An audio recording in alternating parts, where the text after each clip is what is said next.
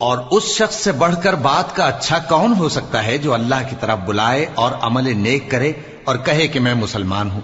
और भलाई और बुराई बराबर नहीं हो सकती, तो सख्त कलामी का ऐसे तरीक से जवाब दो जो बहुत अच्छा हो। ऐसा करने से तुम देखोगे कि जिसमें और तुम में दुश्मनी थी वो तुम्हारा गर्मजोश दोस्त है।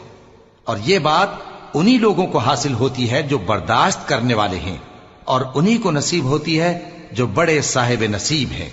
और अगर तुम्हें शैतान की जानिब से कोई वसवसा पैदा हो तो अल्लाह की पनाह मांग लिया करो। बेशक वो सुनता है, जानता है, और रात और दिन और सूरज और चांद उसकी निशानियों में से हैं।